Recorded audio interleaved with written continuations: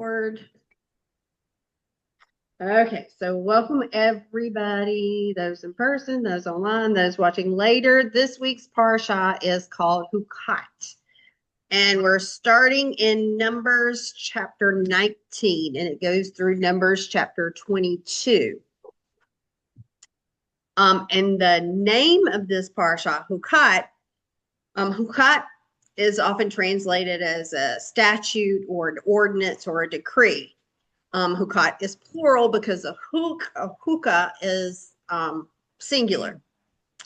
And the thing about a chukat is that it is a command that we don't know why it's there.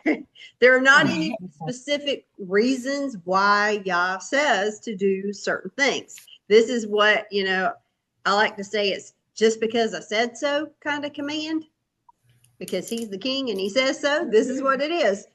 He didn't have to explain it to us, and we may not understand the reasoning behind it. It's being a parent just because I said so here. He doesn't say, listen, I want y'all to understand this.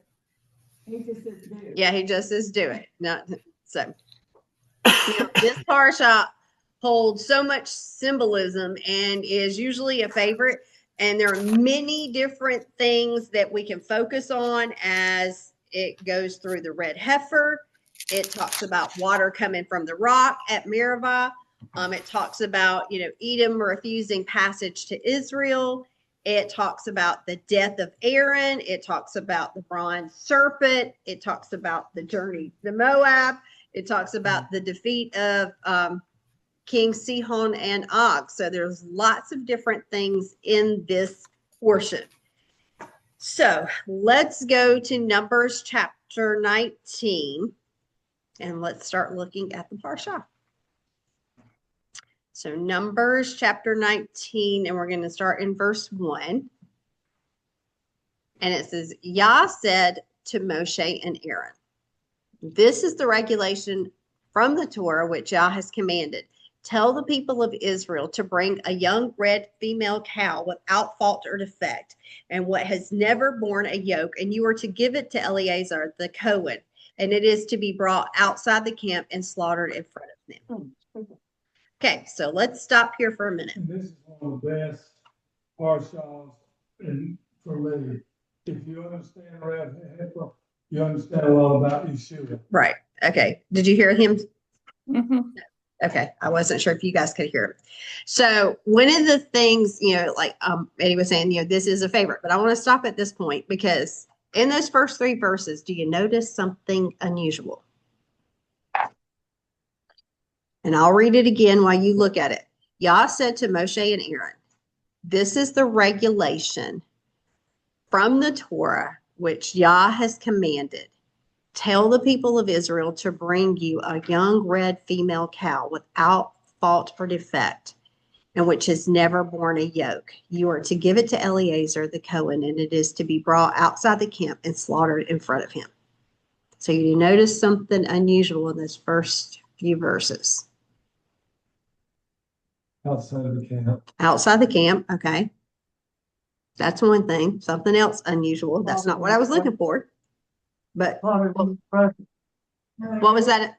I couldn't hear you. Slaughtered in his presence. Say it one more time. I couldn't hear you. Slaughtered in his presence. Slaughtered in his presence. Okay. No yoke. Okay. So these are all qualifications for it to be the red heifer, but there's something else that's highly unusual. Well, yeah, this is a law. So this is a command. Well, that's a characteristic of the red heifer. It's going to have no fault or defect. Okay. Something else that's unusual. Eleazar. Yeah. Eleazar. Wait a second. Who's the high priest? Eleazar. Yeah. Okay. Aaron's the high priest. But look at what it says here. You don't bring it to the high priest. Yeah, but this is unusual because this is brought to Eleazar. And so we have to ask ourselves why. Well, one, this is outside the camp, but that's on the top of the Mount of Olives. There was a bridge. The priests walked across that bridge all the time. So that is not necessarily unclean. Like, was 2,000 Cubits, yeah. cubits that that they couldn't go any farther. Right. So that would have taken it to where the red heifer sacrifice would have occurred. But why Eleazar? You got enemy next. He was a good man. He's next in line. But why him? Every other sacrifice has to be brought to Aaron. No other priest could do that. Took outside. This is the only one that is sacrificed outside. But still, yeah, he can. But he doesn't, none of this stuff happens in the temple. Why couldn't he walk across the bridge and do it? Oh, he could. He could, but there is a reason why. And, when I started looking at this, the rabbis will say it's because of this. If we go back to Exodus chapter 32, in verse 1, Exodus 32 and verse 1, it says, when the people saw that Moshe was taking a long time to come down from the mountain, they gathered around Aaron and said to him, get busy and make us gods to go ahead of us, because this Moshe, the man that brought us up from the land of Egypt, we don't know what has become of him.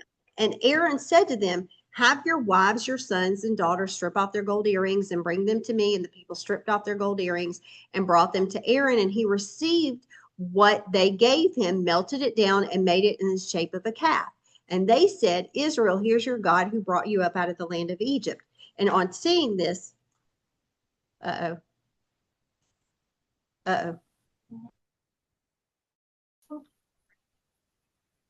Hello.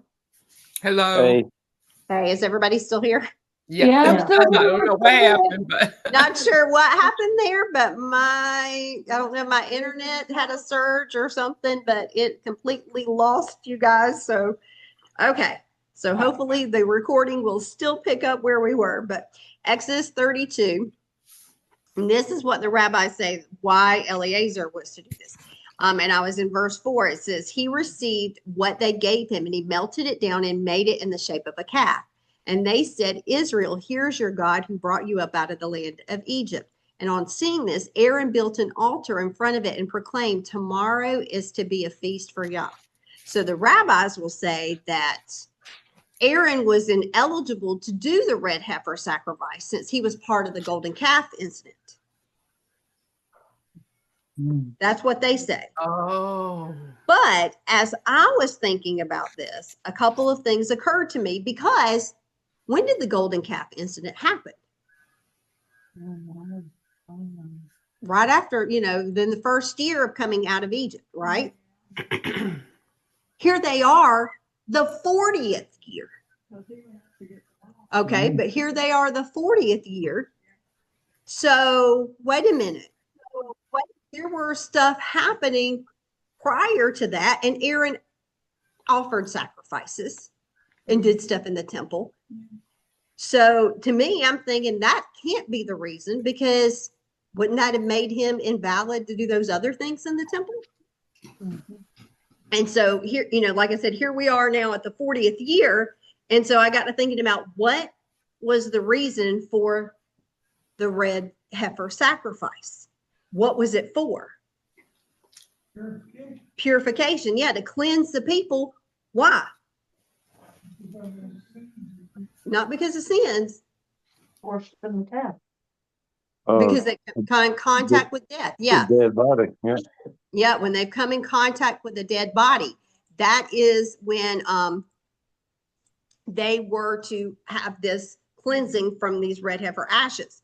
So when we look at this, I was thinking, wait a minute, if what would make Aaron ineligible was because he came in contact with death.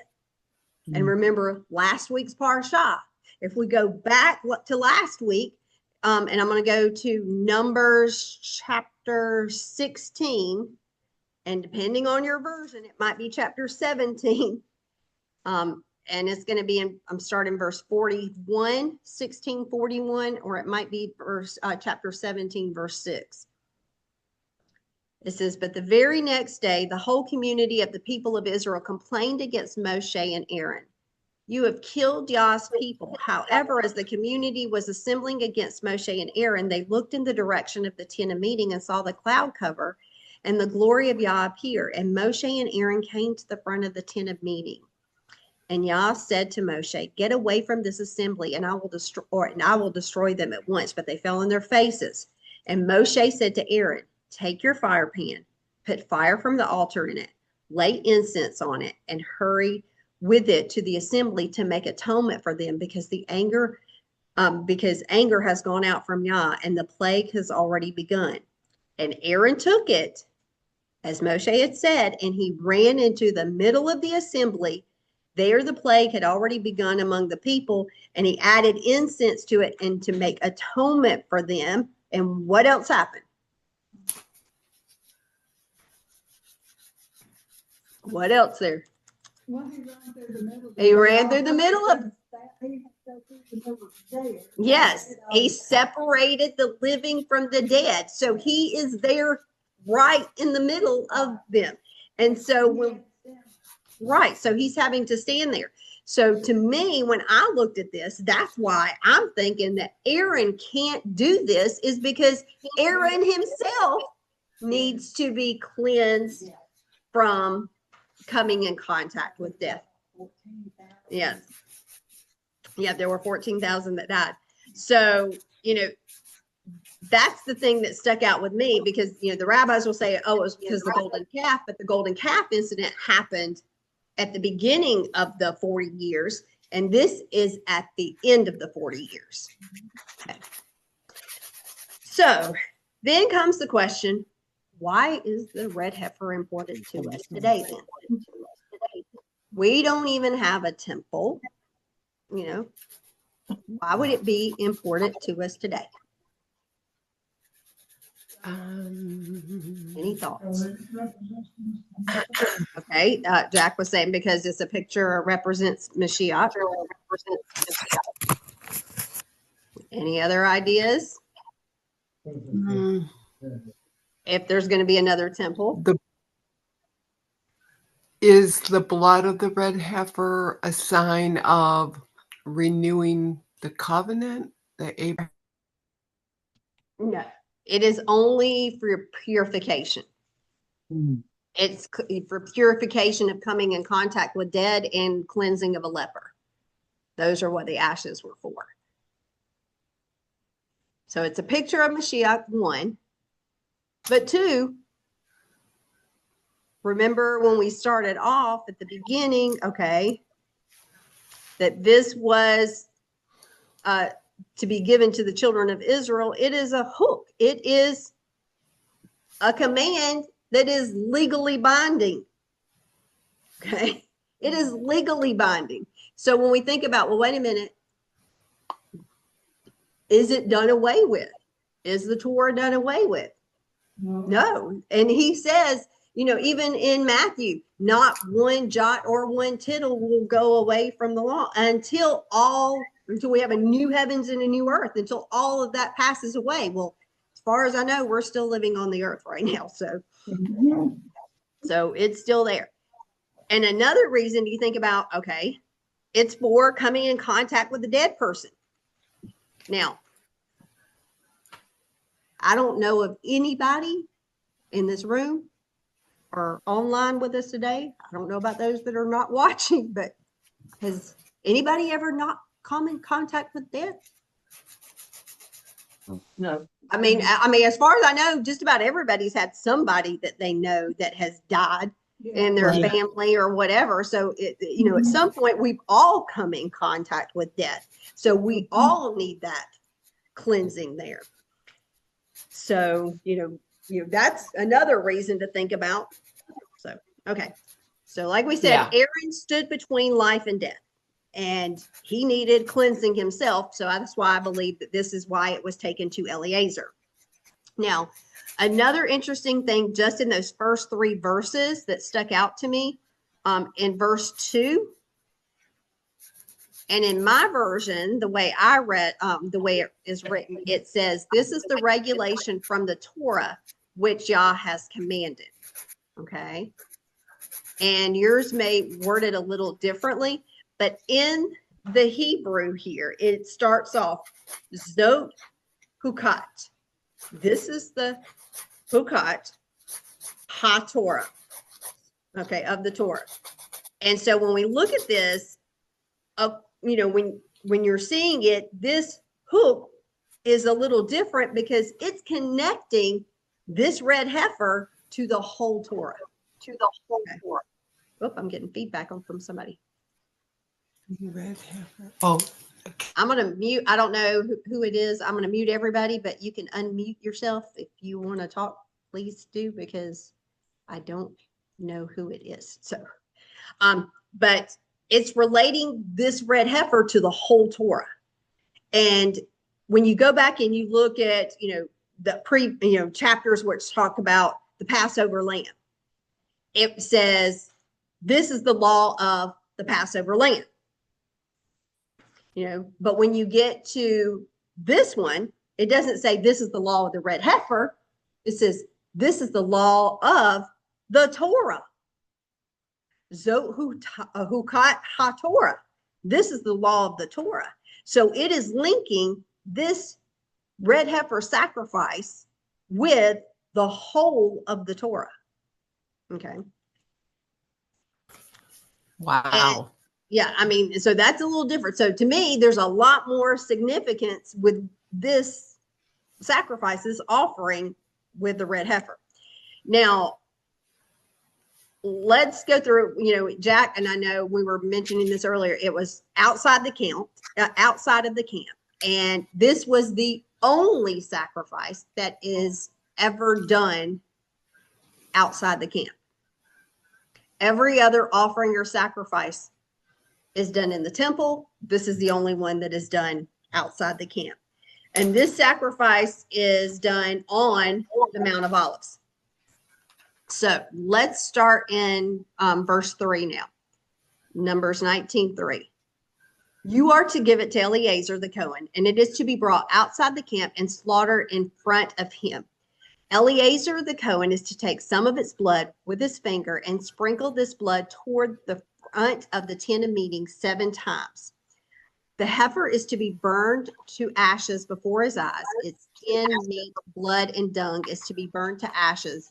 And the Cohen is to take the cedar wood, hyssop, and scarlet yarn and throw them in onto the heifer as it is burning up. Then the Cohen is to wash his clothes and himself in water, after which he may re-enter the camp. But the Cohen will remain unclean until evening. Yeah, it's still, I've got to, still getting feedback. There we go. Until evening. Sorry. The person who is burned up the red heifer is to wash his clothes and himself in water, but he will remain unclean until evening. A man who is clean is to collect the ashes of the red heifer and store them outside the camp in a clean place. They are to be kept for the community of the people of Israel to prepare for water for purification from sin. The one who collected the ashes of the heifer is to wash his clothes and be unclean until evening. For the people of Israel and the foreigners staying with them, this is the reason that I come back to. It is a permanent regulation. Okay, a permanent regulation. Anyone who touches a corpse, no matter whose dead body it is, will be unclean for 7 days. Okay, so as we look through this, it was outside the camp. It was to be slaughtered in front of Eleazar. The heifer itself, after it was slaughtered, was burned up. All of it was burned up. And as it was burning, they threw the crimson yarn on there, the cedar wood, and the hyssop onto the red heifer as it was burning. The ashes they would collect, and then they would take the ashes and they were to be kept in a clean place. I can understand the cedar wood and the hyssop, but why not the scarlet? Was it a thread? It's a scarlet yarn. Yeah, it's a little scarlet. Well, and it comes up to the picture of what is the scarlet yarn a picture of is our sins being as scarlet. All of those things have a Picture meaning, yeah. So it's a picture of our sins being as scarlet. Okay. And so all of this was going to be burned up here. Now, I'm not going to go through all the symbolism of the red heifer sacrifices we've done in the past. We're going to look at it a little differently this year, but this is all a connection to Yeshua, because if we go to Hebrews chapter 13, okay, Hebrews chapter 13 and verse 12.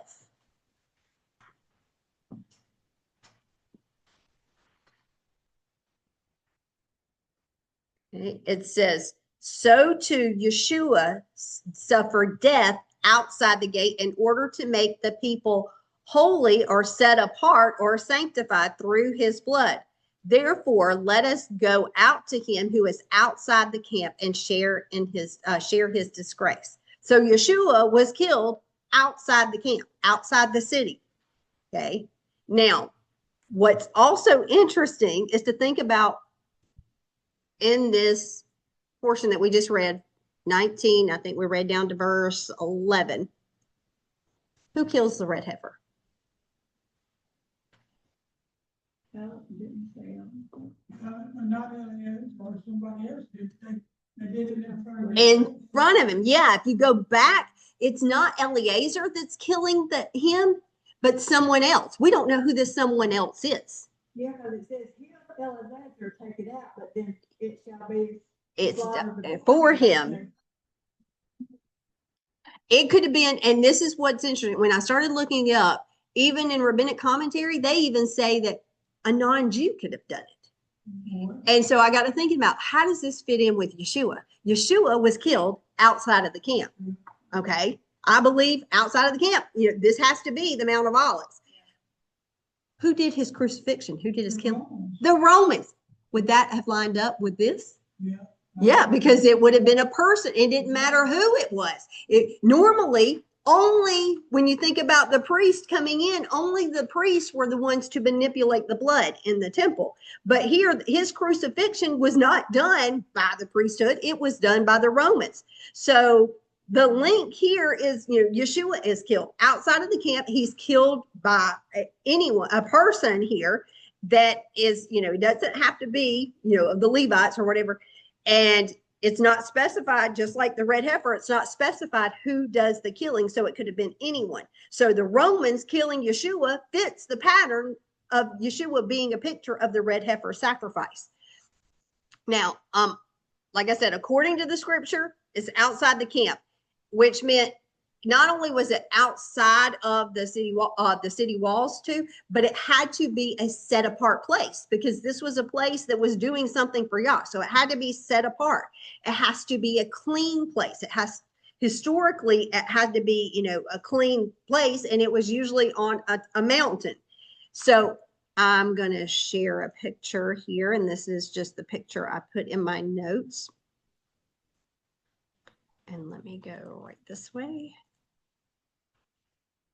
And here's just the picture of the topography of Jerusalem. Okay. So you look right here in 2. Can you guys see the numbers? No. Okay. Well, you guys can come around later, or I'll show you guys later. 2, that's where the temple is. This is a mountain. Okay. Where the temple stood is Mount Moriah. Okay. We look over here at 3. Is another mountain. So it's going to keep moving. And then we've got another mountain over here at 1. This, the temple, there's the eastern gate right here. If we look across, this is the Mount of Olives. So this would have been the mountain here. Okay. And if you see where the X is, that would have been probably about where Yeshua would have been crucified. And that is where the red heifer sacrifice took place. Okay. Now, not only that, I'm going to scroll down a little bit. I'm going to show you another picture. Here's actually just the mountains. So you guys can see the 3 mountains here. Mount Moriah, Mount Zion is this one right here. Okay. And then the first mountain, the one right here, that's the Mount of Olives. So the sages historically and historical records identified that the clean place would have been the Mount of Olives. And it's the mountain opposite of the temple. So you would have been able to, the priest would be able to look across and see into the holy place, or see the doors open. And so the mountain opposite of that is Mount of Olives. Now, access to it, the priest, Eleazar in this case, would, if they were in the land, but they were in the land there. Eleazar is, if they were living in the land at this time, but they are not, remember they're in, I haven't gone into the land, but if they were in Jerusalem at this time, then how he would have gone across to the Mount of Olives, he would have gone out the eastern gate, which is also called the Golden Gate. Okay. And right in front of them is what? That big valley. Okay. The Kidron Valley, which is also called the Valley of Jehoshaphat. Okay. And then you start going up the other side. There's a mountain there. That's the Mount of Olives. And in between the Mount Moriah and Mount of Olives, in that valley, there was a stream, a river that, not like a river, but a little stream that ran through that was called the Kidron Brook, okay, that flowed there in ancient times. And so you've got to think about when they would make sacrifices in the temple, they would actually have, at the altar, they had these little pipes that would run underground or whatever, and that they would take water and pour it over the altar, and so that the blood would flow down those pipes and would actually run out into the Kidron Valley and go down in that little stream. Okay, there. So that's the sacrifices, the blood and water from the temple sacrifices would flow in that valley. Well, this valley, though, would be unclean for the priest to walk across. So if they have to get over to the mountain, how are they going to get over to the other side of the mountain? There's a bridge built there. We don't see that a lot of times, but there was a bridge that actually connected those two. And, what, you were going to say something or no? Yeah. When I was in Israel, the Temple Institute, Mm-hmm. the old city with that bridge. Across, yeah. Yeah, the Temple Institute does have a map and a picture of that, and that's what I was going to show you. The picture of this bridge here, and I've just put a picture, and this is from the Temple Institute. This is the picture. If you're going across, here's the temple right there where my arrow is. Here's the red heifer sacrifice. There's a platform, and you can see the bridge. And the bridge is actually built on those arches so that, yeah, well, because it was high, but also because of the sanctity to keep it clean. So, go ahead. So when the city goes to Mount of Olives, he won't cross the bridge, can he? No, only the priest would do that. Only the priest would go across that bridge. Well, how would he get to the Mount of Olives? He would walk up across. He would walk through the valley and up. Down to the, Yeah. they got the Just like we walk when we go up. Mhm. Yeah, they, Walk straight up. yeah.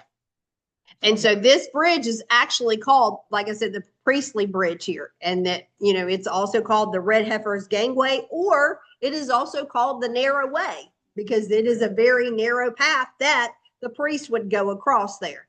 Okay. So that's what it looked like. In a lot of pictures, you won't see that bridge there, but that bridge did exist, especially during the first and second temple time period. Now, during our time now, Mm-hmm. we, Yeah. was it that? And you sure of that? No.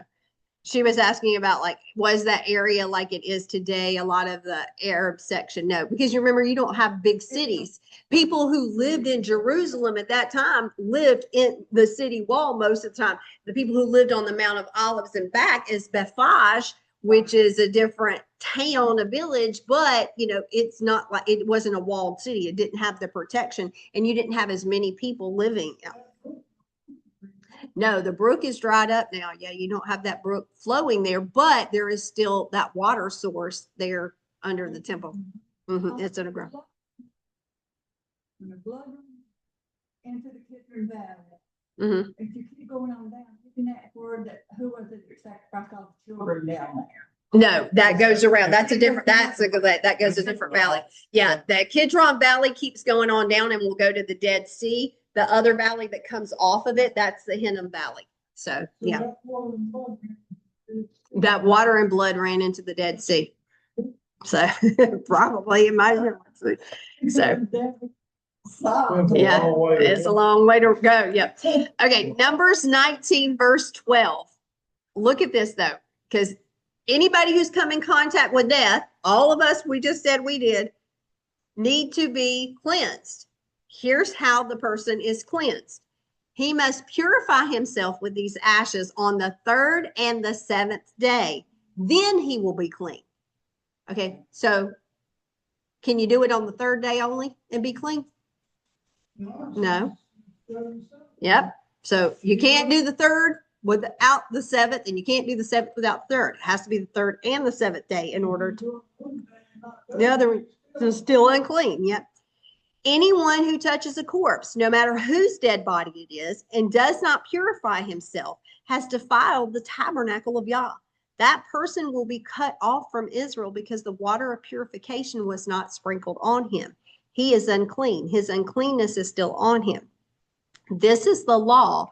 When a person dies in a tent, everyone who enters the tent and everything in the tent will be unclean for 7 days. Every open container without a cover closely attached is unclean. Also, whoever is in an open field and touches a corpse, whether killed by a weapon or someone who died naturally or a bone of a person or a grave, will be unclean for 7 days. Why a red heifer and at a certain age? Yes. Okay. Well, okay. Scripture doesn't say how old the heifer has to be. That comes from the Mishnah, the rabbinic writings, okay, that talks about between 3 and 5 years. And there, well, and 2, I think that goes to be a picture of lining in with Yeshua, because how long was his ministry? 30. No, how long was his ministry? Oh, 3 years. So 3 years to 5 years, he would have fit in that time period. Okay. So that would have been there. And then 2, we got to remember that this is a ritual matter. It doesn't have to do with your salvation or your relationship with Yah. Okay. This doesn't have to do with your relationship with Yah. It is basically cleansing you so that you can come into his presence. But it has everything to do with ritual purity. Okay, because if you think about it, Yah is our king.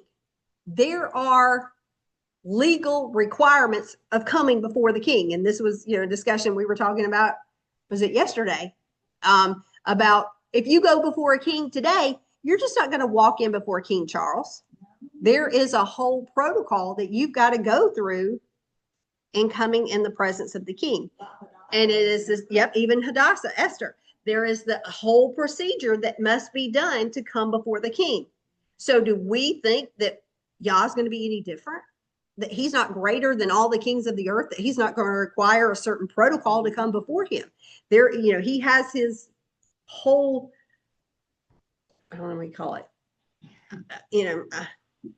pomp and circumstance, I guess you could say, of way of doing that, because he is sanctified. He is set apart, and he can't have that uncleanness before him. And there are also, think about, with Yeshua returning, there's a whole, steps that must be done for Yeshua to return. And we may not understand the whys of it, but it's not for us to understand the whys. We don't have to necessarily understand the why of something. It's been, if he says it, you do it, regardless of you understand why it can be. That's just like as a parent, and you tell your 2-year-old not to stick the fork in the socket. Are you going to sit there and take the time to explain to the 2-year-old who will not comprehend? this has electricity, honey. And that electricity, that fork conducts electricity. So if you take that fork and you stick it, you're not going to do that. You're just going to say, no, don't do it because I said not to do it. We don't have to understand it. That 2-year-old's brain is not going to understand it. Just like for us, there are certain things that, his ways are above our ways. There are certain things that we may not understand the why he just says to do them. Okay, so the rest to actually put in living water, pure water. Well, it's burned up into ashes. Well, it's not put in living water then. It is only when the ashes are kept in a container, and it is only when you need to be cleansed that was. That is a lot of people that probably had to go and be cleansed because of. Right. How that very long. Well, throughout history, they've said there have been 10 red heifers that have been slaughtered throughout history. There's not just that one. And when you look at where they're kept, the ashes were kept in 3 different places. One, they were kept on the Mount of Olives where a red heifer was sacrificed. The second place they were kept is in the Hachiel, the temple right there at the courtyard of the women. Okay, there was a room there. So they were kept there because remember the lepers had to go up to be cleansed. So that's the ashes had to be used to cleanse the lepers. And then the third place,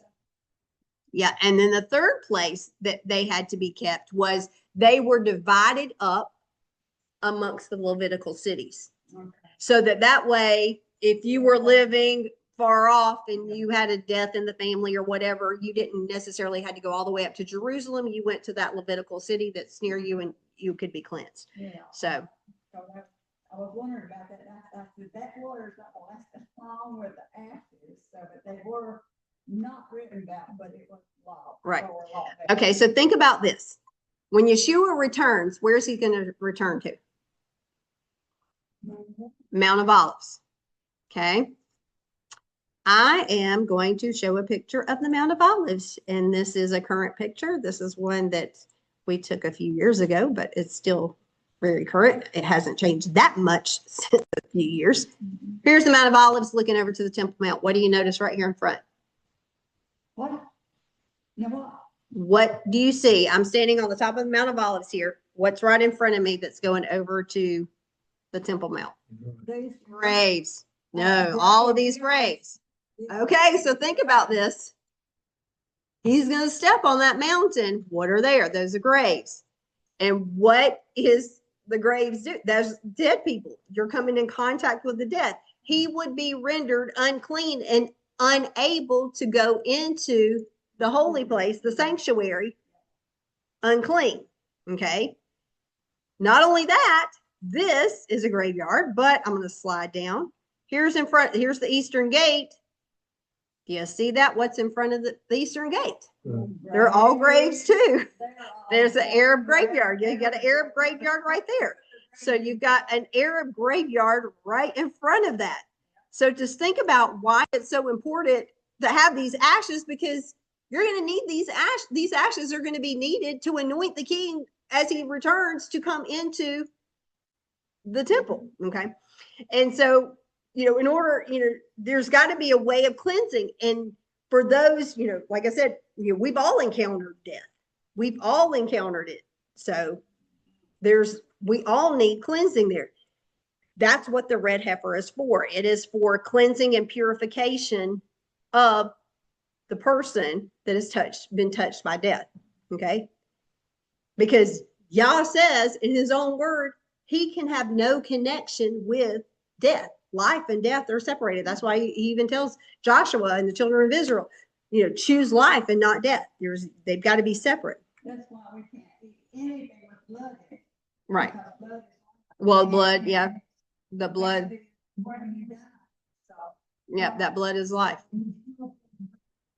Yeah, he's going to go through that. Will the bridge be there? If the temple is in existence before he returns, they'll put a temple there. They'll probably, to keep them there. If it is in existence before he returns, that's a whole question in itself. He's like, would that bridge be there when Yeshua returns? I don't know. But if we go to Ezekiel 36 in verse 25, this is the verse that says, I will sprinkle clean water on you, and you will be clean. I will cleanse you from all of your uncleanness and from all of your idols. So this is a prophecy that is going to happen. Ezekiel 36:25. Oh, Okay, so this is a prophecy that has yet to happen. We haven't been sprinkled clean yet. We're still all walking around ritually impure. And, I think, something, or I've heard somebody say this, and it actually posed the question because they're like, no, I have Yeshua, I have Jesus, whatever. And that, we've been baptized, in the Messiah, so therefore we're clean.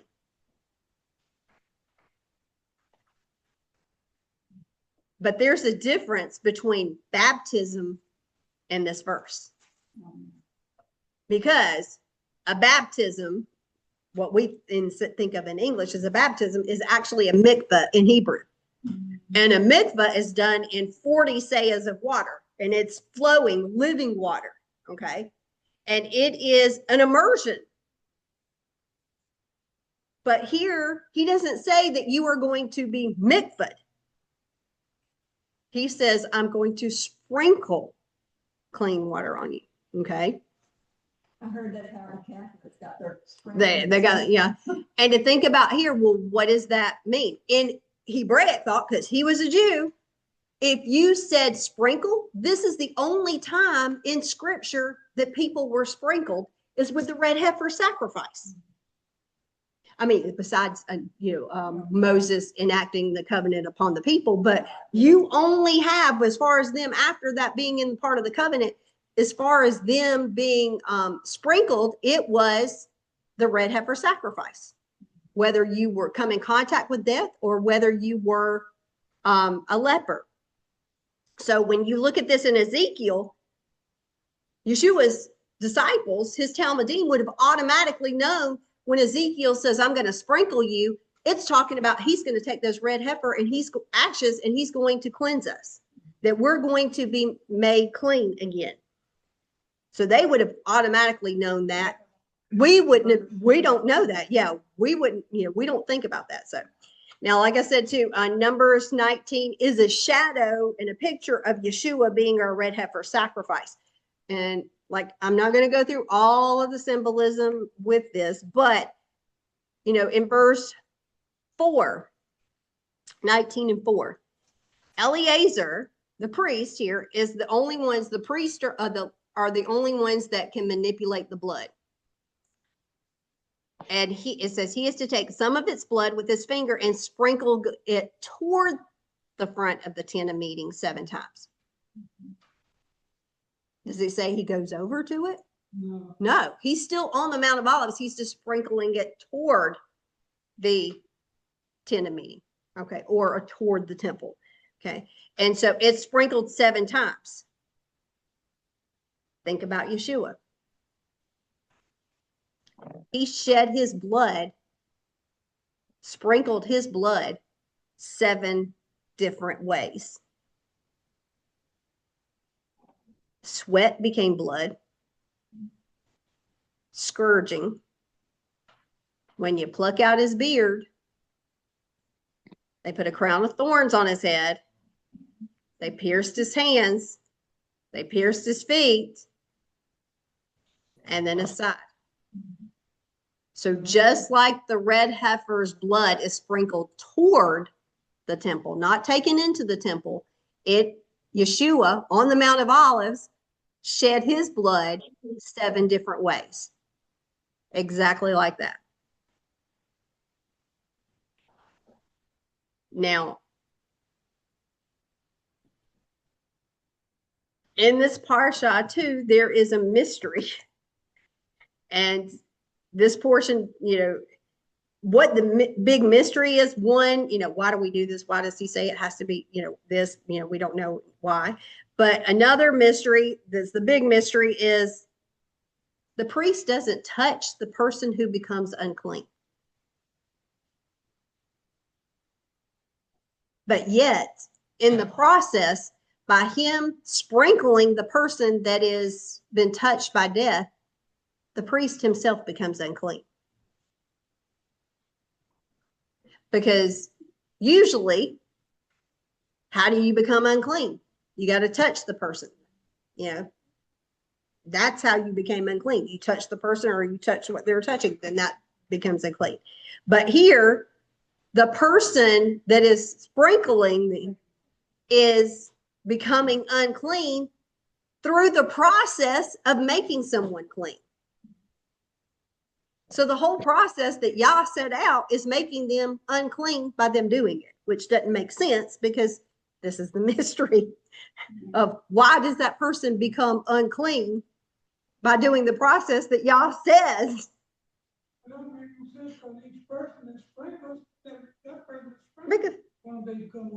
Exactly. They become unclean for an evening. That evening, yeah. Right.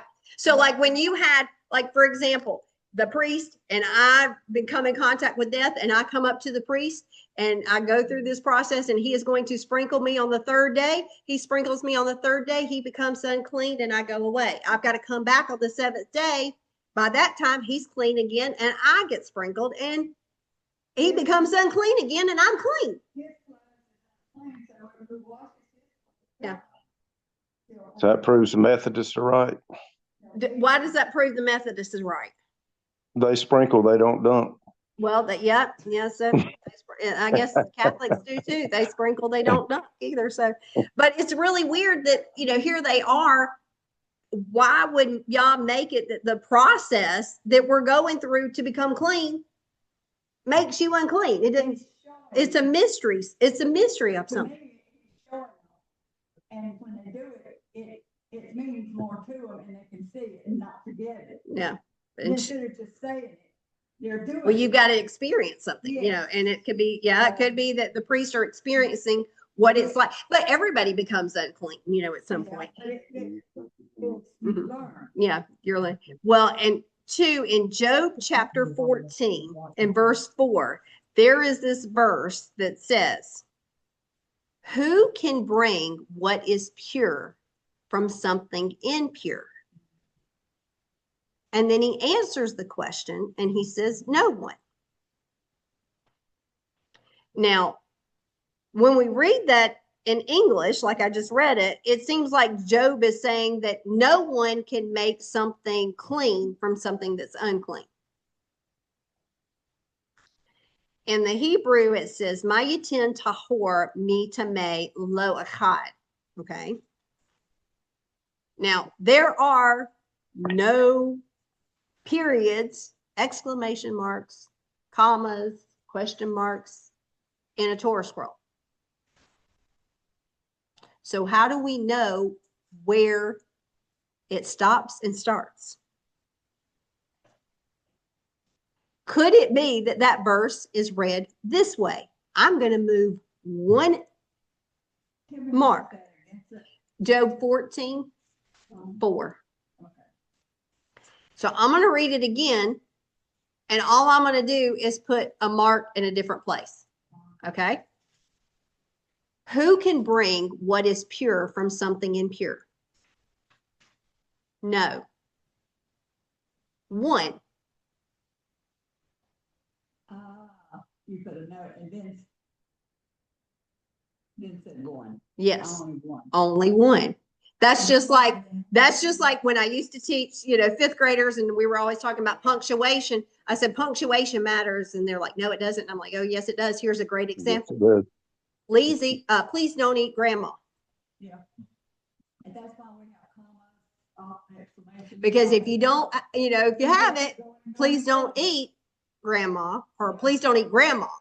So you got to look at where that comma is, because it's going to make a difference is how you read that sentence. So, or let's eat grandma, or let's not, so it depends on how you read it. So, okay.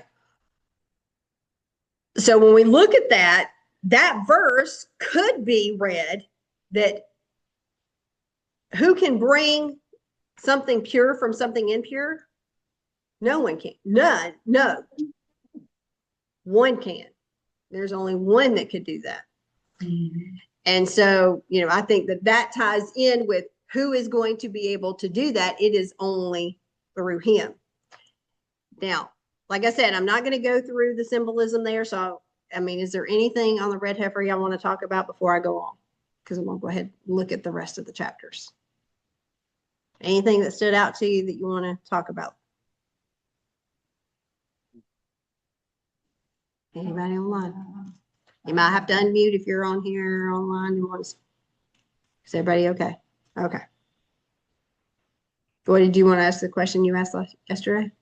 And what's that? Did you want to ask the question you asked yesterday about the 3 and 7 or no? Well, you didn't Okay, explain- yeah, no, okay. did you explain all Yeah. that? No, I did not explain it well But, here. yeah, Okay, so she asked the question yesterday, why the 3rd day and the 7th day? Oh, Yeah, that, you know, why did it say that, you know, that the person had to, that come in contact with death had to do it on the 3rd day and 7th day in order to be clean? And this is just my take on this. But I link about, okay, this is linking to Yeshua. What makes him really the Messiah? That's a hard question. Somebody come in. Yeah. Somebody jump in on this one. So what makes him different from every other person? Yeah. Yeah. I mean, you think about what would make him different that would really make him the Messiah from every other? He didn't have no sin. Well, okay. But that's still like that. But yeah, but think about what his death does. His death removes sin, the curse of our sin or separation from Yah, which is death. But the only way he removes that death is if he resurrects. When did he resurrect? On the 3rd. On the 3rd day. So if we believe in Yeshua, I'm seeing it that symbolically we've got the sprinkling of the 3rd day. Cause they have to be. Okay. But then what about the 7th day? Yeah. When he comes, will be the 7th day, and we're going to have that sprinkling then. That would be the sprinkling of the 7th day. That's my take on why it's the. Yeah, because it's only a few places, it's 3rd day. Yeah, Saturday, 3rd yeah, day, 7th day. because it's, And yeah. if it stands out like that, it's gotta mean something else other than what you've written. So that's just my take on it. So, okay, so let's go through the rest of the parsha. Okay, Numbers chapter 20, verse 1. The people of Israel, the whole community, entered the Zin desert in the 1st month, and they stayed in Kadesh. There Miriam died, and there she was buried. Because the community had no water, they assembled themselves against Moshe and Aaron. And the people quarreled against Moshe and said, "We wish we had died when our brothers died before Yah. Why did you bring Yah's community into this desert to die there, and we and our livestock? Why did you make us leave Egypt to bring us to this terrible place without seeds and figs and grapevines, pomegranates, or even water to drink?" Moshe and Aaron left the assembly and went to the entrance to the tent of meeting and fell on their faces. And the glory of Yah appeared to them. And Yah said to Moshe, "Take the staff, assemble the community, you and Aaron your brother, before their eyes. Tell the rock to produce its water. You will bring them water out of the rock and thus enable the community and their livestock to drink." Moshe took the staff from the presence of Yah as he had ordered him. But after Moshe and Aaron had assembled the community in front of the rock, he said to them, "Listen here, you rebels. Are we supposed to bring water from this rock?" And then Moshe raised his hand and hit the rock twice with his staff, and water flowed out in abundance, and the community and their livestock drank. But Yah said to Moshe and Aaron, "Because you did not trust me, so as to cause me to be regarded as holy by the people of Israel, you will not bring this community into the land I have given them." This is Meribah spring, or disputation spring, where the people of Israel disputed with Yah, and he was caused to be regarded as holy by them. Now, many of us make judgments against how could the children of Israel do this again? But we lose sight of this is the 2nd generation. They didn't do this the first time. That was the 1st generation that grumbled and complained earlier at the beginning of the journey. This generation is, almost all of the first generations already died out. This is just, Moshe, Aaron, the few, Miriam here are the few last ones of the second generation left alive. I mean, the first generation left alive. So all of these people that are there are the second generation. And that means that the oldest would probably have been, because no older than 60. Because if they were, because it would have been less than 20, they had to be less than 20. And now it's 40 years later. So they couldn't have been 60, so there would have been less. So a lot of times we read this and we're like, they don't ever learn. And we're thinking it's the same group of people, but it's not. Most of this people that are here that are complaining were born in the wilderness. They're the same. Yeah, they were born in the wilderness here. Most of this generation didn't see the waters part back at the Red Sea. They lived each and every day walking in their shoes, growing on their feet, their clothes, never wearing out. They had all the provisions of Yah. They had the rock that followed them in the wilderness. Okay. And that was providing water for them. So this generation that is finally making this, complaint here really are, not the same people, but they were used to having everything handed to them. They hadn't really done anything. So in a way, they're like entitled children. In verse 5, Mhm. he said, why have you made us come up out of Egypt? Yeah. They weren't even in Egypt. Most of them, yeah, they're complaining. They're talking about going back to Egypt, but most of them hadn't even been in Egypt. Yeah. And so you think about here, this was a generation that is entitled. They, hadn't really had to provide for themselves, but why are they complaining? And just picking up where the ancestors. They picked up where their ancestors lit up. Yeah. But they're complaining because they don't have water. And it's not like they're saying, oh, well, I don't like this outfit. I don't like this, this clothing that keeps growing with me. I want something different. I don't like this color. No, they're not complaining about that, because you can't live without water. Yeah, they're talking Mm-hmm. about water.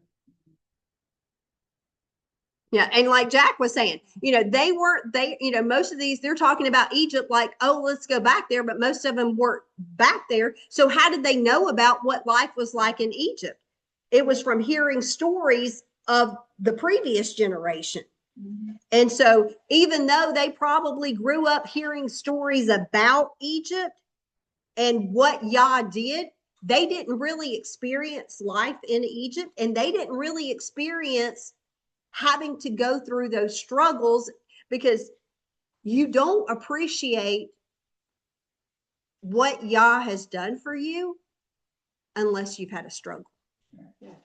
And so here's this generation who's been handed everything. And even though they're saying, oh yeah, my clothes are, until they've actually had to go without something, now they're going to get to experience it for themselves. You can't. To see how this time there were small children. Mm-hmm. There was millions come out. Yeah. But they couldn't have been over 20. So none of these people now would have been over 60. So they would have been 60 or younger. If they were. Mm-hmm. Then they got children hearing what they're. Right. So it's falling that on down. Right. And to think about that, you can't live off of your grandparents' revelation of Yah. You can't live off your parents' revelation of Yah. You've got to have your own experience. No matter what you do, even with your kids today, you can't make your kids be a certain way. You can only lead and guide them to a point, but they still have to experience Yah themselves. And that's. Yeah. They're live it for him. Yeah. Yeah. You have to experience it for yourself to make that decision. And this was an opportunity for them to experience and learn about Yah. Now, like, here's the hard one for me, is because most of us, I think, at one time or another have felt sorry for Moshe here, because how is it that this incredible man of God could warrant type of punishment by striking the rock instead of speaking to it? Yeah, but why would Yah punish him for striking? I mean, has Yah ever told us to do something and we didn't do it? And we got said, and then Yah says, no, you can't go in the promised land. It's disobedience, but who of us has not disobeyed Yah?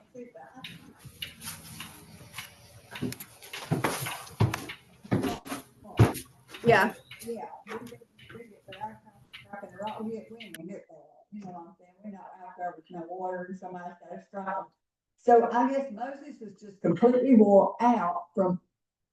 He was caring for millions. Yeah, he was caring. Yeah, he was caring for millions. Not only that, what God said. But this seems like a harsh punishment from Yah, that to say, because who is it that we have not been angry? He shouldn't strike though, because that. But wait a minute.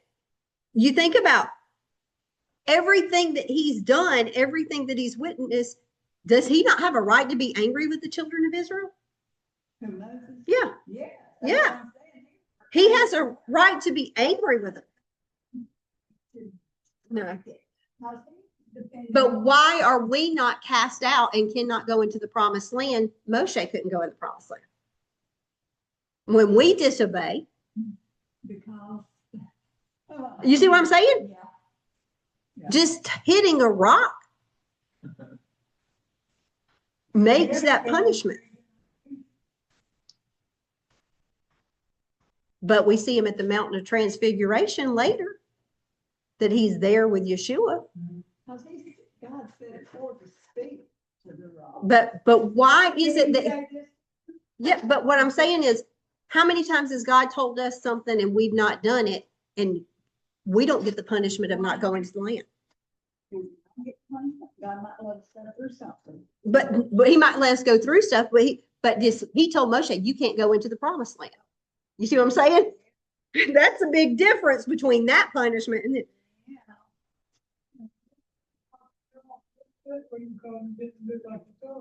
Yeah, but what's the difference between us? You know, that's what I'm saying. Moshe is a leader. He is going to hold the leaders more accountable. Yeah. Anybody else got a comment on this? And also, when Moshe go back in Egypt, bring the people out, he said, I'll put you in my place. And yeah, but Moshe was going to be in the place of Yah, with Pharaoh. Okay, so why is Moshe punished so harshly for this, and we are not when we disobey?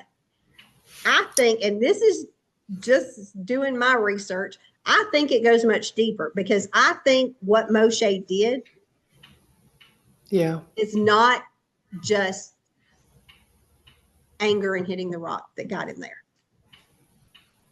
Okay? No, nowhere does it really say that he was angry. There. We break. Okay. So let's flip over to Deuteronomy and notice what Deuteronomy says about Moshe not entering into the land. So we're going to go to Deuteronomy chapter 32, and this is the Song of Moshe.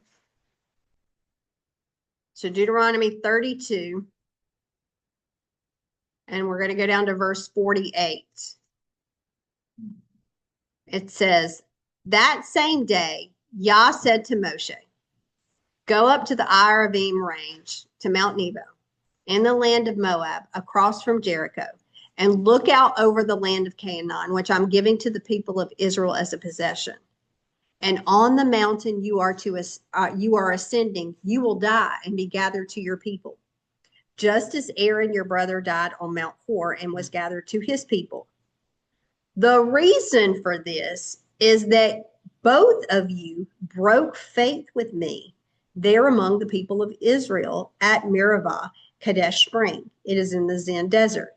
You failed to demonstrate my holiness there among the people of Israel. So you will see the land from a distance, but you will not enter the land that I'm giving to the people of Israel. So Wow. in verse 51, where it says my version says broke faith with me. Yeah. Some of them says trespass. In Hebrew, that word is me'alatim. Okay, me'alatim. The root of that is ma'al. Now, let's go back and I want to look at the first time that we see ma'al. And if we go to Leviticus chapter 5, okay, Leviticus chapter 5, Mm-hmm. and we're going to go down to verse 15.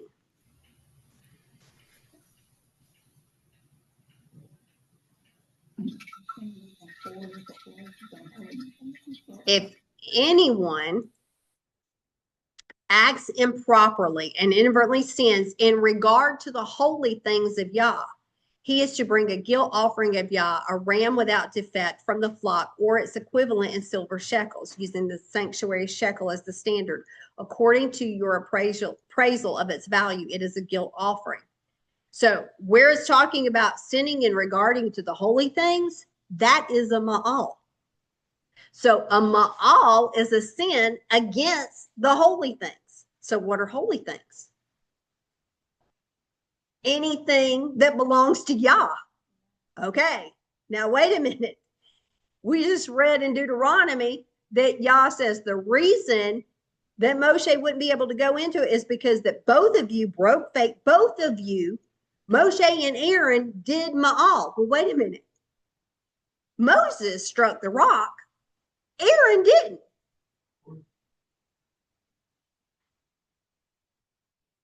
But yet in Deuteronomy, it says they both did ma'al against the holy things. What? Yeah, that's a good. Cast that gold into the fire, then you formed it as Okay, so you're thinking this because Aaron did the sin of the golden calf. Okay. And then two, when you look at, this, he's holding both Moshe. But wait a minute, in Deuteronomy 51 and verse 5, it can't be that because it says that you did it there at Meribah. So it couldn't have been that. But that was a good point, Jack. It couldn't have been that one because it says it happens at Meribah. So if Moshe struck the rock, then why is, like Mike said, why is Aaron, what did he do? Why is he didn't do anything at Meribah here. Why is he being held accountable? And then let's go back to last week's portion and Numbers 18 and verse 1. Remember this. In Numbers 18:1 is Yah says to Aaron, you and your sons and your father's family will be responsible for anything that goes wrong in the sanctuary. You, your sons, you will be responsible for anything that goes wrong. So the Levites, Aaron and his sons, the Kohanim, are going to be responsible for anything that goes wrong in regards to the sanctuary. But Moses hit a rock. How is that dealing with the sanctuary?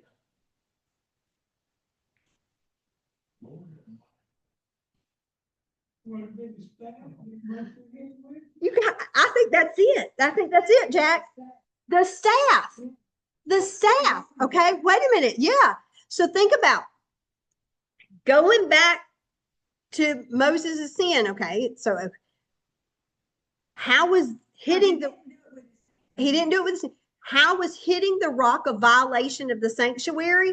Okay, let's go to Numbers 20 and verse 7. This is why I think it's more than just hitting the rock. In verse 7, it says, Yah says to Moshe, take the staff, assemble the community, you and Aaron, your brother, before your eyes, tell the rock to produce water. You are to bring them up. You will bring them water out of the rock and thus enable the livestock in the community to drink. Okay. So it's Aaron's staff that is going to be used when they go out. Now, he didn't say hit it. He just says, you take the staff when you go out to the assembly and you are going to speak to the rock. Okay. But you got the staff in your hand. Where did Aaron's staff come from? Let's go back to chapter 17. Okay. Numbers 17 and verse 25, depending on your version, it might be verse 10. Yah said to Moshe, remember after Korach's rebellion, return Aaron's staff to its place in front of the testimony. It is to be kept there as a sign to the rebels so that they will stop grumbling against me and thus not die. So where was this staff of Aaron's kept? It was in the Holy of Holies in front of the ark. Okay. So if it is that set apart, how do you treat that staff? It is to be treated with the utmost respect. You think about Uzziah. When they were bringing the ark in, he was doing a good thing by reaching out and touching the ark to keep it from falling. But because the priest did it wrong, he died. And so what's happening here is, this was the staff that was kept in the Holy of Holies, the holiest place. It required the highest of sanctity. And if we go back to chapter 20 and verse 10, look at what Moshe did. But after Moshe and Aaron had assembled the community in front of the rock, he said to them, look at what Moshe says. Listen here, you rebels. Are we, Moses and Aaron, supposed to bring water from this rock? Oh, no, that was another thing he did wrong too, because he was giving himself the glory, not Yah. He had the holy item in his hand. They're saying, yes, Moshe has the rod. He says that he and Aaron are going to bring forth water from the rock. He's exalting himself in the place of God. And he's saying that they were doing it. He's getting the credit for the miracle instead of Yah. So he's that's really, that's what I'm looking at, why Yah is so stern for it. It wasn't the fact that he just got angry and he hit the rock instead of speaking to it. It is, he took the holy item, and instead of glorifying and sanctifying Yah, he's getting the credit for it. Him and Aaron are getting the credit for bringing water from the rock and not Yah. And Moshe and Aaron were the leaders. So think about this. How many leaders today are getting the credit for miracles instead of giving the credit to Yah? Why? And it's dangerous when we make God's work about us. Because, leaders are called to be servants, not to be exalted up. They're called to be the servant. And here was Moses and Aaron, and instead of Yah getting the glory, they're lifting their own selves up. Yeah, because he also didn't share his glory. No. He would, yep, that's true. Yah says he wouldn't share his glory with anyone. So, and you remember what I read in chapter 18, verse 1? And I'll read it here. It says, and the Lord said unto Aaron, and you and your sons and your father's house with you shall bear the iniquity of the sanctuary. You and your sons with you shall bear the iniquity of the priesthood. Now, wait a second. Who dies in this parsha? Moses, Aaron, Aaron, Miriam, and Miriam, the whole family. And Numbers 18 says that Aaron and his family are going to feel the punishment. And all three of them die in this one parsha. So now that's just my take on why, because I've always questioned why y'all did you, why was Moses punished so harshly? And when I started looking at that word and realized really what ma'al is, it's about something that's a holy thing. Then I can understand now why Yah's like, I'm sorry, you may be the leader, but this is going to be your punishment. You are not going to be able to enter this land. It's got, you know what I'm saying? It is an affront to me. I've always felt the government disobeyed their. Yeah. But we all disobey Yah. If Yeah. that was the case, we all disobey Yah. But as you pointed out, the whole. So, yeah. Rod was whole. Yeah, the rod was holy because why? It was in that holy of holies. So do y'all have any thoughts on that or no? Or is that? Mm-hmm. The almonds that had wings in our eyes. Yeah. It's just funny, baby. Well, it's believed because the priest took it out of the holy place. So, right. I mean, to me, it makes sense why Yah punished Moses, saying you can't go into the land because he was taking an item out of the Holy of Holies and saying, I'm doing this. And you kept telling her, why? Yeah. Why was he so angry? Because we all get angry. Yeah. Yeah, you think about why are we cast out some of the holy place? Yeah, I don't know. That's what I think. Wow. And then, like I said, in Numbers 18, all Aaron and his family would be accountable, and all three of them die in this parsha. So, okay. So if we keep going in the parsha, next we see where Edom refuses passage to the children of Israel. And so the children of Israel, has to turn to find another route. And, they don't go to war with Edom here. It says, yep, we see another insertion because then we see Aaron's death happen at Mount Hor. So let's go down to chapter 20, verse 24. And it says, Aaron is about to be gathered to his people because he is not to enter the land I have given the people of Israel, inasmuch you rebelled against what I've said at the Meribah spring. Take Aaron, Eleazar, his son, and bring them up to Mount Hor. Remove the garments from Aaron and put them on Eleazar, his son, and Aaron will be gathered to his people and he will die there. Moshe did as Yah had ordered them, and they went up on Mount Hor before the eyes of the whole community. Moshe removed the garments from Aaron and put them on Eleazar, his son, and Aaron died there on top of the mountain. And then Moshe and Eleazar came down the mountain. And when the entire community saw that Aaron was dead, they mourned Aaron 30 days in the whole house of Israel. So, notice here we've got Moses, Aaron, and Eleazar all going up on the mountain.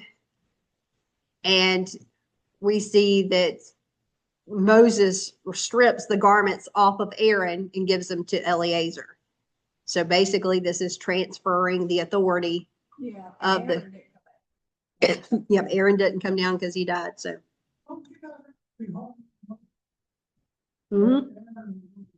Right. And that's his brother. And then what just happened?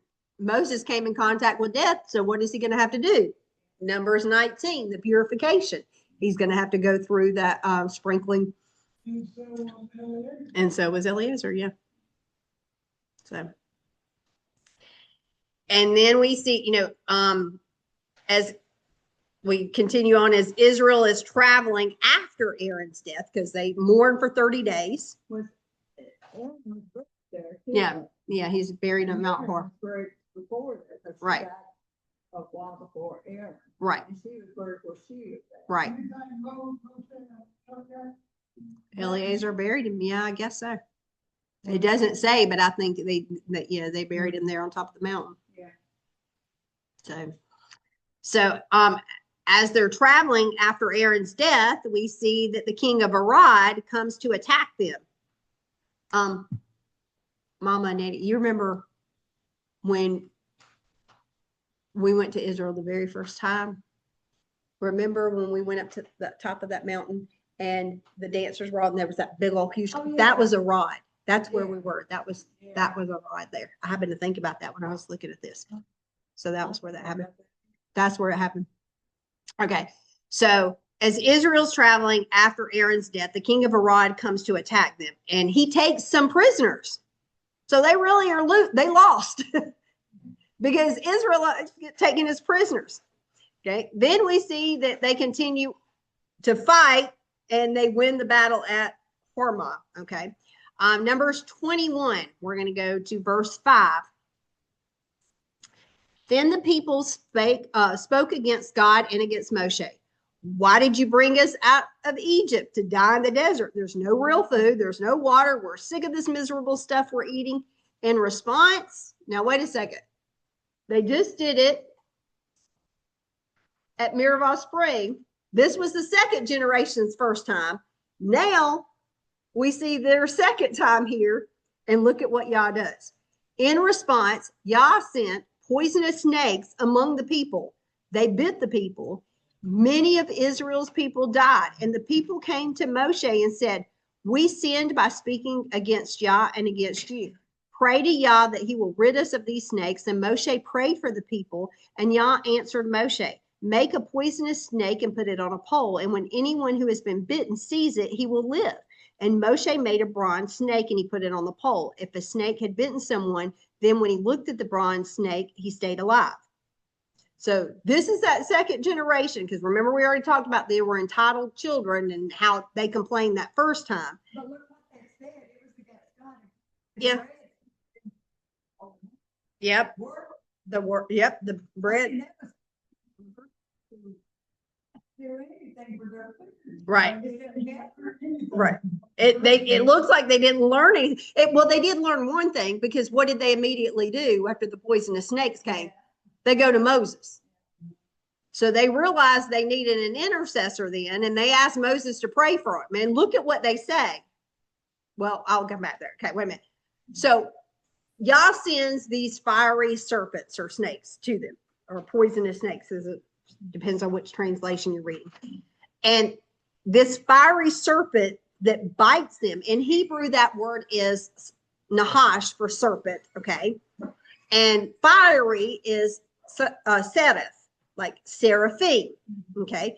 Remember in Isaiah chapter 6, verses 1 through 3, it says, in the year of King Uzziah's death, I saw Yah sitting on a high, lofty throne. The hem of his robe filled the temple. Seraphim stood over him, each with 6 wings, 2 covering his face, 2 covering his feet, and 2 for flying. And they were crying out to each other, more holy than the holiest. Holiness is Yah Zebaoth. The whole earth is filled with his glory. Sorry. So these seraphim is this word seraph.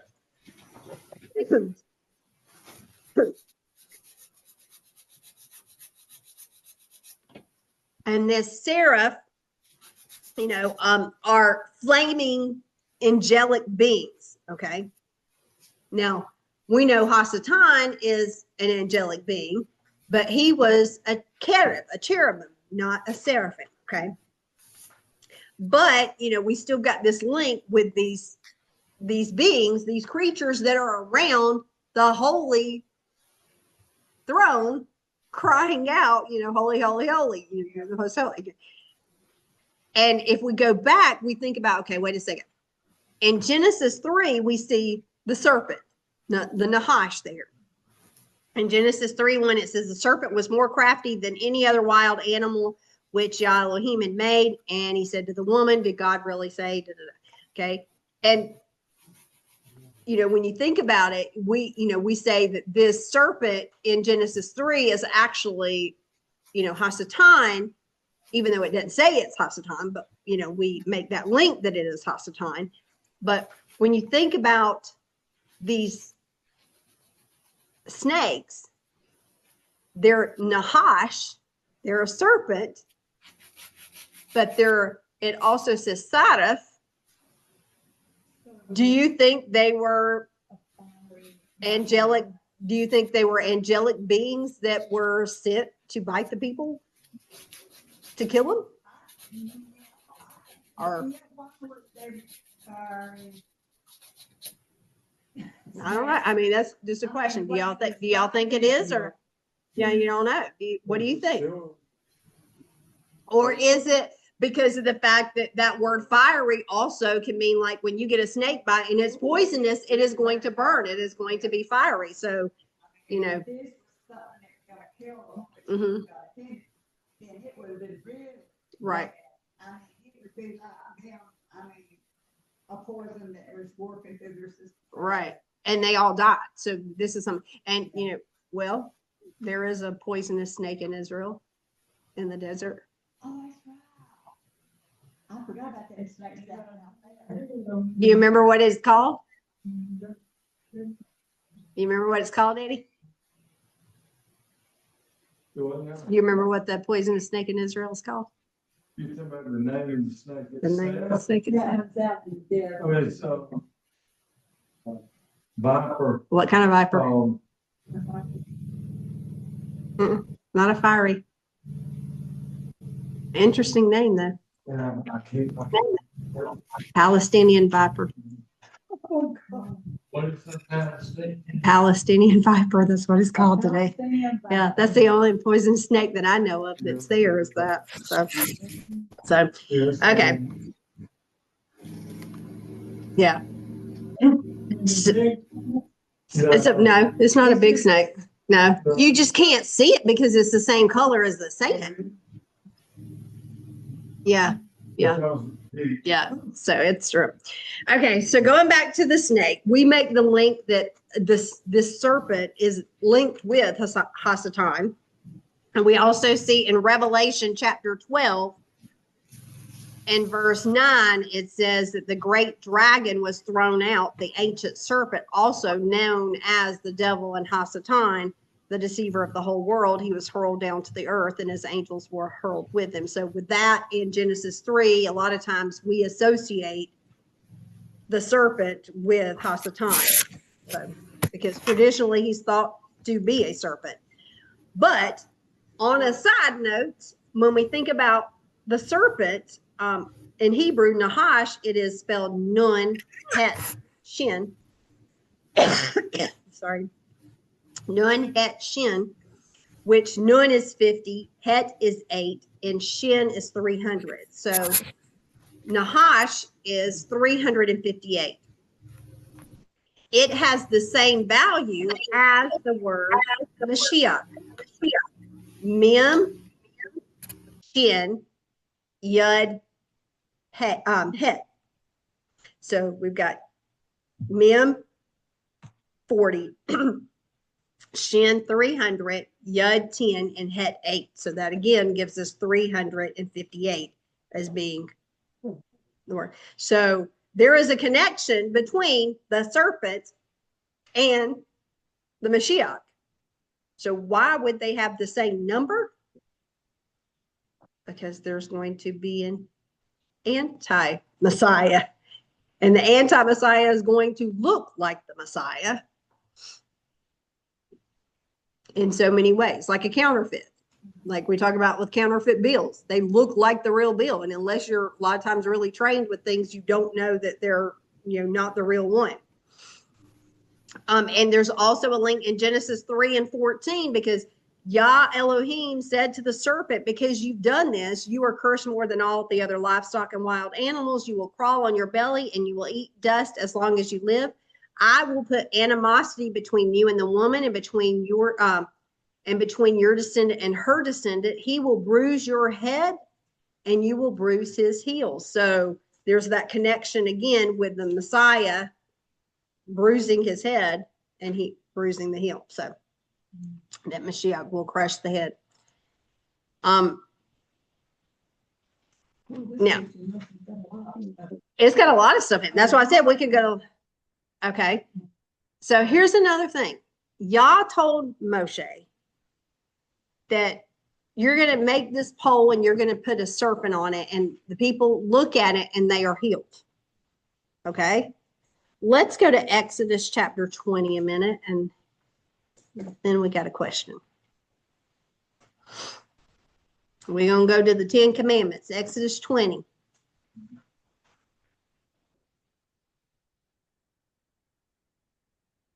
Verse 4.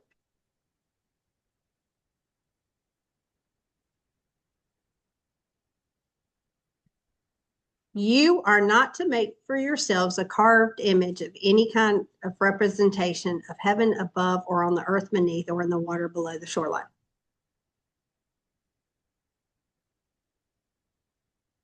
So did Yah just command Israel to violate this command and to make an idol?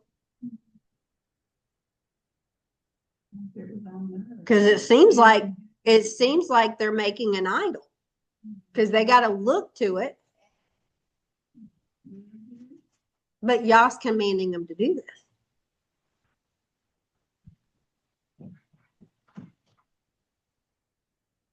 Nobody's saying anything. Y'all also. Yeah, it's an antidote, but still, it sounds a lot like, yeah, it's a snake on a pole, though. You're looking to that for your healing. No, doctors use that as their insignia. Yeah. Physicians. Thing. Because it sounds exactly like what he's telling them to do, but but then he tells them not to make an idol.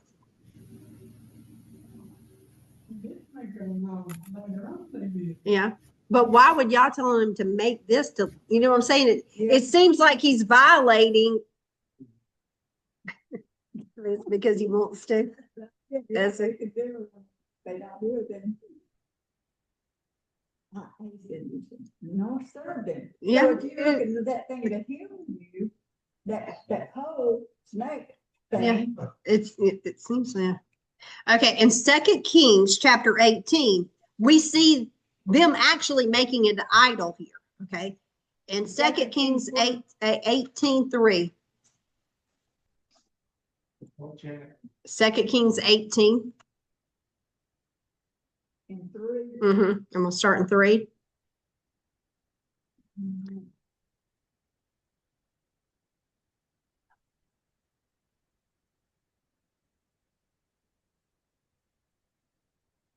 Okay.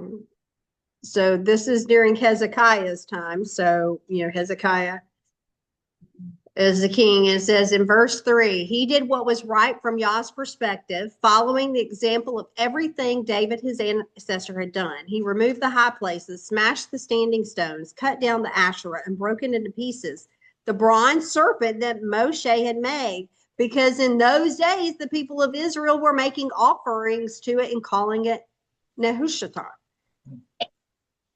So they were worshiping it. But, similarly, we see, how Christianity has basically done the exact same thing, because they've idolized and worship, the cross, the crucifix. We see, all of these statues, praying to these different statues for healing and, Mary. Was this the same bronze? Yeah, it was the same one yeah. Yeah. And so the healing for the people was this bronze serpent, which in Hebrew is Nahash Nahoshet. And this serpent was placed on a pole. Well, that word pole is the word nes, which means a standard or an ensign or a signal. So when the people look at it, they would live. And it was considered in those a pagan idol. Yeah, because they were offering offerings to it. So that became, why is, and when you think about too, remember, okay, go back to remember when they first came, the children of Israel, back in the parsha, let me see what verse it was. In verse Numbers 21, verse 7, the people came to Moshe and said, we sinned by speaking against Yah and against you. Pray to Yah that he rids us of these snakes. And Moshe prayed for the people. And Yah answered Moshe, make a poisonous snake and put it on a pole. When anyone who's been bitten sees it, he will live. Now, wait a minute. Did Yah take away the snakes? No, he didn't.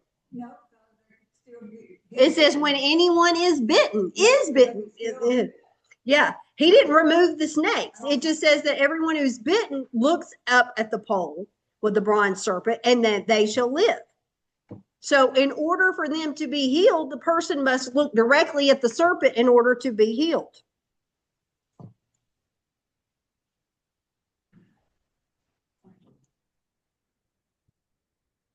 So thinking about this, I mean, it sounds weird because it sounds to a lot like there's an idol here, but who's really doing the healing? No. Yah. The object is not healing them, it's Yah. But repentance, true repentance, comes when we confront our issue. Their issue was the snakes. When we face the choices of our actions. So this was about, I think, the children of Israel being honest with themselves about these snakes came. Why did these snakes come? I've got to be honest with myself and realize what I did so that I can repent. It is in my face that I need to repent, and that could, you see what I'm saying? That it's Yah that's doing the healing. That Israel's healing didn't start because they didn't hide, when they hid from the snakes. It started when they looked up. They had to look up. So they had to face the symbol of their own rebellion and recognize that that's my rebellion. And the consequence is death. And I should be dead because I got bit. But I'm looking at that and I realize what I did. And so I'm repenting. I'm confronting the evil. I'm acknowledging what I've done. And, basically, I saw Ryan White. He said this. He said, stare at what's killing you and see it for what it is. Because we all have things in our life that are killing us. We're doing things that could kill us. And you've got to confront. Right, exactly. If you're so far away, you can't see that serpent. You have to realize that what that is and that repentance there. And remember that the serpent is linked with the Mashiach. So not only was that a sign of what they did and Yah sent poisonous snakes, but this is also a picture of the Messiah. Because remember in John chapter 3 and verse 14, it says, just as Moshe lifted up the serpent in the desert, so the Son of Man must be lifted up so that everyone trust in him may have eternal life. So he's connecting Yeshua's crucifixion with the poisonous snakes, but you can't really get that healing unless you look up and realize that I got to confront my sin first. It was, yep. They planted, yep, and that was where the tree grew, and then they ended up, cutting down in 2 Kings. Yep. In Isaiah 52, verse 13, it says, see how my servant will succeed. He will be raised up, exalted, and highly honored. So Yeshua was the one that was lifted up.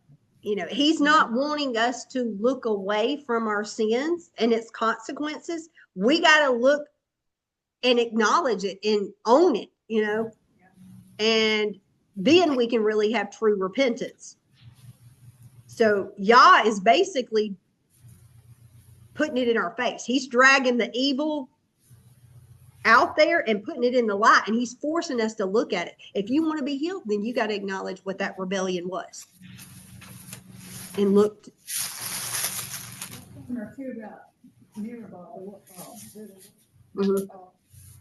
he they threw a The water walk, in it, yeah, and they could drink it. yeah. But it wasn't that made the water. It's Yah that did it. It was, yes, it was. He's the symbol.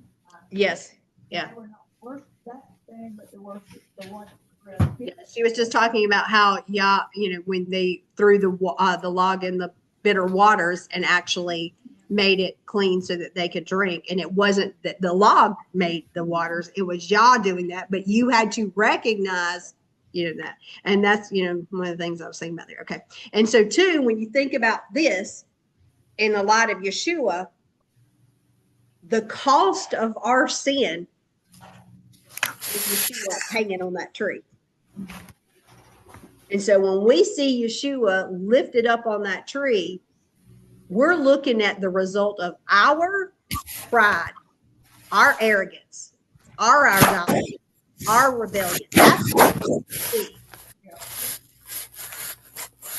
Because a lot of times we're just looking at it like, oh, he's on a tree and he's not, and that's sad. But That's good. we should be looking at it that is Yah putting in our face our rebellion. That's why he's there. Because if man had not sinned and had death brought, upon us that separates us from him, then Yeshua would have never had to die. I got a note during these teachings and some of the others Mhm. that all through the Torah, the Hadashah, it goes back to when God uses something to hit like the waters, the fire serpent. It pertains to like bitterness, anger, yeah, strife. yeah. It's all. Well, it's all. Every one of them's got something that is related to our flesh and our. Yeah, it's a picture because Yah's using what is there. This is, Yeah. saying God what couldn't do. He worthless and sending the bread. I mean, it's all something. Yeah, but we a lot of times just read it for a story. Yeah. We don't see the application of what Yah is trying to show us in our heart. Yeah, that's what it's, and it's in them. Mm-hmm. Right. He's saying to get that out. To get it out, yeah. You're keeping that in, you worshiping that, not me. Right. And that's what separates us from him. We think about the fruits of the spirit, but then we also, do we look at those negative things? Do we look at those things that are wicked, that are keeping us away? And we still have that in our lives. We still have that pride. We still have that arrogance. We still have selfishness, loving of ourselves and loving of the flesh and things that please us. Yeah.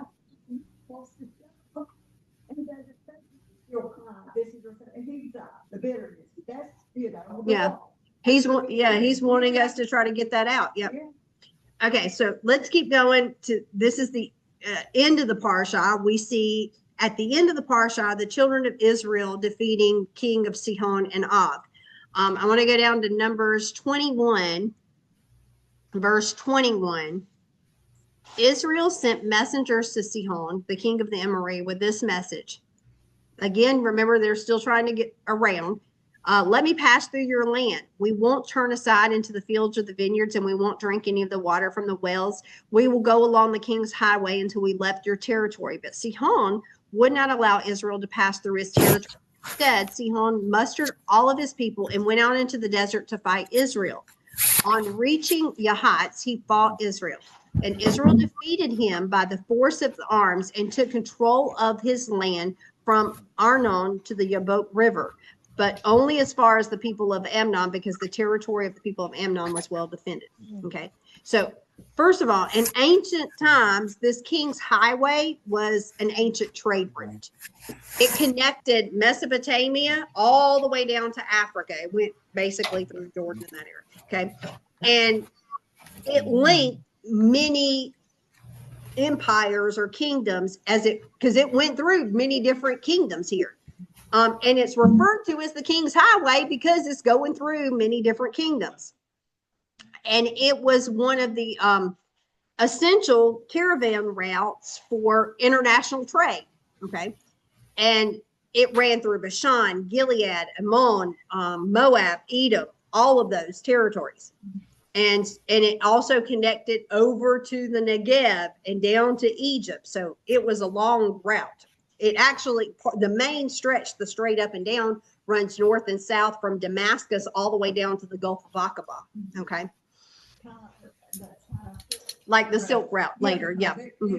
Yeah. It even comes way down, you know. So this route, of travel was well known, and it existed before 2000 BC.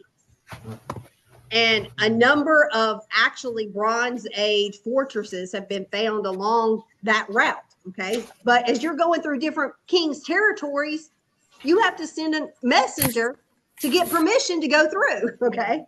And remember, we just read earlier in the parsha, they asked Edom, and Edom said no, and they didn't. Okay. So they had to find a way around. So now Israel is denied passage. What we just read, Israel was denied passage. It says, okay, we will go along the king's, but Sihon would not allow Israel to pass through his territory. Instead, Sihon mustered all of his people, and he went out and fought Israel. Okay. And as a result, Israel won against Sihon. And if you keep going on down, I won't read all of it, but Sihon, one of their main cities was called Heshbon. And Heshbon means an accounting or a bill. Okay.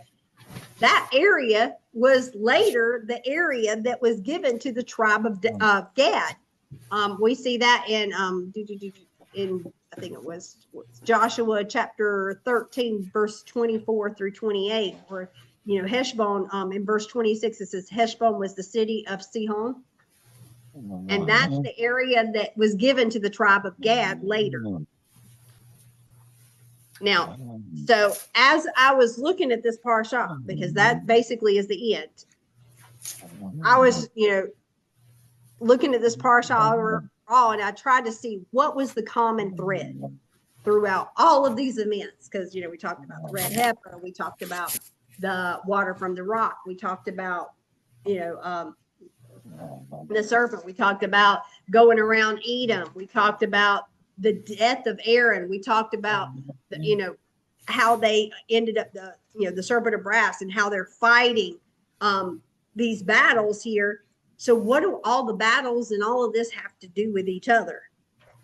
And as we started talking about the parsha, we started talking about the timing of when this all happened, and this was the second generation. This was the 40th year, and that this generation hadn't seen war before, and that they were entitled, and now they were at the edge of entering into the promised land. But to enter into the promised land, they had some growing up to do. And that things aren't going to be all daisies, come up daisies, No.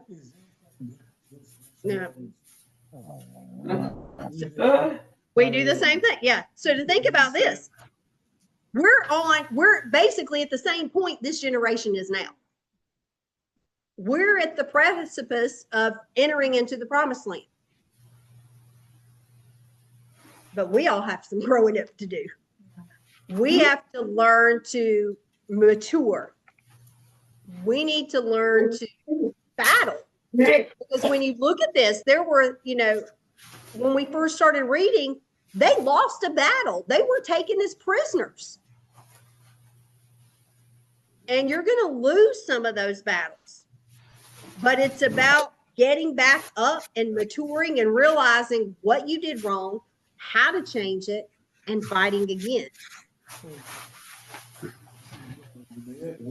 Right. And that's what goes back to that poll. You have to really, to have true repentance, you have to own up to it and confess it and say, okay, well, wait a minute, this is what I did, and realize this is what, I did this and I need to change this. So, right. And ask him, hey, just show me what I am to do, guide me and lead me in this. I don't know what to do, and I mean, because we depend on men. Yeah, we depend on men instead of on Yah. Yeah. And we should look to God. Say, God, You tell me what to do, you show me, you make it possible. Right. So as she was just saying, rely on y'all. And so when we think about, these things that, we're going to have to learn to mature. We're going to have to learn to battle. We're going to have to learn that we're going to lose some of those battles and we got to get back up and fight again. And as we lose some of those battles, we learn. You don't learn from doing everything right. You learn from your mistakes. It's a maturing process. And we're not all perfect. I make mistakes. Everybody makes mistakes. And we have to realize What? We all must be really smart. we all must be really smart because we all make a lot of mistakes. But the problem is Supposed to, but most I of the think time we did we just make some. mistakes and we keep making them Well, sometimes. Israel did the same Yeah. thing. They kept on, repented. Right, It's nothing's new under the sun. right. And And that's true. That's why I say that it's like one of those circles as time goes around and you get to this point. Did you learn from it? If you didn't learn from it, guess what? As the circle comes back around, you're going to go back to that same point instead of going closer in. So, so as think about this, as we're going through it all, we're not to forget who our source is and who our strength is. And we're not to forget that we need Yeshua and the fact that he died and was resurrected and that we all need Yeshua's cleansing that, to go through that. So I think that's, to me, I was trying to, because it seems like, well, you've got a lot of battles going on here, but what has that got to do with the red heifer? What does this got to do with the serpent? And I see it as this whole part was a maturing process for that second generation to go into the promised land. And that we have to learn and mature and stop being so petty about things.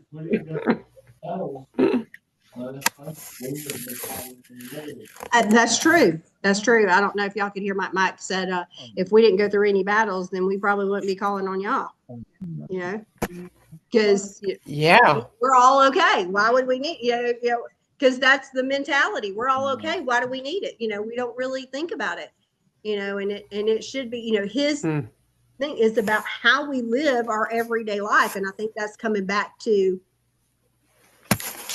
more and more, it's not something, we do one day a week or we just do 2 days, a week, to go like, think about the, traditional church doing it on a Wednesday and a Sunday. It used to be, you do it on Wednesday, Sunday, but then the rest of the week you live like a hellion.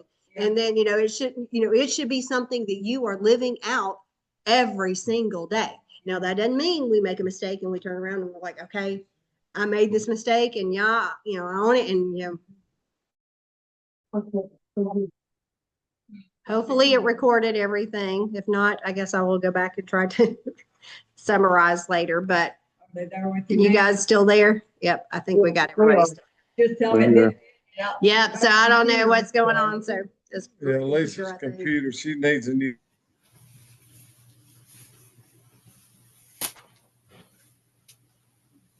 Off again. I don't know. Did y'all hear Eddie? I think it's my computer. I'm back now. It's just a bad computer. She needs a new computer, and so It's it just goes I think it's on dying. and on and It's stuff. dying. Yeah, it's dying. Let's go.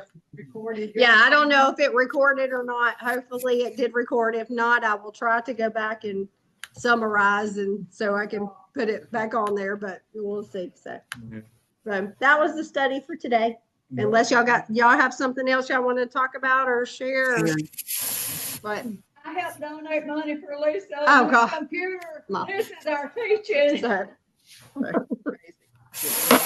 Get together, we'll just get you together, and we'll have the blessing of the congregation. Yeah. ready?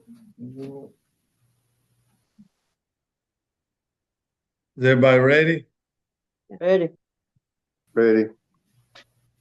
Eddie. Yivireka ka Yahava vibrishmei reha Yahir Yahava pinava Ileka behuneka. Yesayahava. Vinami leka. Vayashim leka. Shalom. May Yahweh bless you and keep you. May Yahweh make his face to shine on you and show you his favor. May Yahweh lift up his face toward you and give you peace. B'Shem Yeshua HaMashiach. Sar Shalom. Go in peace. Amen. Amen. Shabbat Shalom. Shabbat Shalom. Shabbat, Shabbat, Shabbat, Shabbat, Shalom. Shabbat Shalom. Shabbat Shalom. Shabbat, Shabbat, Shabbat, Shabbat, Shalom. Shabbat, Shabbat, Shabbat, Shabbat, Shalom. Shabbat, Shabbat, Shabbat, Shabbat, Shalom. Shabbat, Shalom. Shabbat, Shalom. Shabbat, Shabbat, Shabbat, Shabbat, Shalom.